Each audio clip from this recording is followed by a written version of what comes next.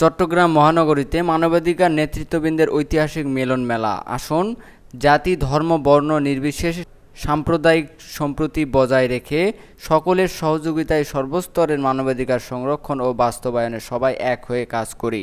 Advocate Mohammad Saidul Haque Saeed Shahan, chairman human rights review society. 12 July 2024 শুক্রবার চট্টগ্রাম মহানগরীর Patenga EPZ zone human rights review সোসাইটির উদ্যোগে মানবাধিকার সংরক্ষণ ও বাস্তবায়ন আমাদের করণীয় শীর্ষক আলোচনা সভা।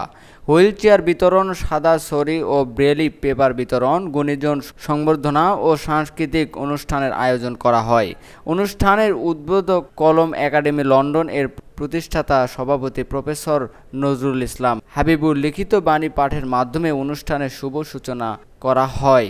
আন্তর্জাতিক খ্যাতিসম্পন্ন মানবাধিকার নেতা বীর মুক্তিযোদ্ধা ইউনুসুর রহমান বুলুর সভাপতিত্বে অনুষ্ঠানের প্রধান অতিথির আসন অলংকৃত করেন golden hero of human rights খেতাবপ্রাপ্ত আন্তর্জাতিক মানবাধিকার নেতা, বাংলাদেশ সুপ্রিম কোর্টের আইনজীবী, হিউম্যান রাইটস রিভিউ সোসাইটির প্রতিষ্ঠাতা চেয়ারম্যান ও প্রধান নির্বাহী অ্যাডভোকেট মোহাম্মদ সাইদুল হক সাইদ শাওন।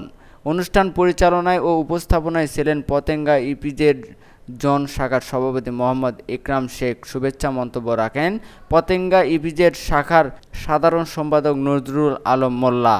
বক্তব্য রাখেন সংগঠনের কেন্দ্রীয় নেতৃবৃন্দ ও পতেঙ্গা ইপিজেড শাখার নেতৃবৃন্দ। 39 নম্বর ওয়ার্ড জাইকার অর্থায়নে সিডিএ বালুর মাঠে অনুষ্ঠিত সভায় প্রধান অতিথি সর্বশক্তিমান আল্লাহর নাম স্মরণ করে তার বক্তব্য উপস্থাপন করেন। তিনি বলেন, মানবাধিকার সংগঠন হিউম্যান রাইটস রিভিউ সোসাইটি অতীতের মতো বর্তমানে এবং ভবিষ্যতেও ক্ষতিগ্রস্ত ও সুবিধা বঞ্চিত মানুষের পাশে থাকার জন্য অঙ্গীকারবদ্ধ। বিশেষ করে অত্র এলাকার ক্ষতিগ্রস্ত মানুষের পাশে সরকারের পাশাপাশি আমরাও তাদের অধিকার প্রতিষ্ঠার জন্য কাজ করে যাচ্ছি। আমাদের দৃঢ় বিশ্বাস অতি শীঘ্রই তারা তাদের ন্যায্য অধিকার ফিরে পাবে ইনশাআল্লাহ। তিনি উপস্থিত সবাইকে জাতি, ধর্ম নির্বিশেষে সকল প্রকার ভেদাভেদ ভুলে সাম্প্রদায়িক সম্প্রীতি বজায় রেখে কাজ করার আহ্বান জানান।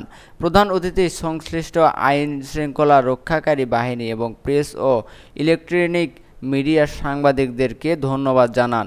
রিপোর্ট সামাইরা ইসলাম, মানবাধিকার আন্দোলন ও HRRS TV।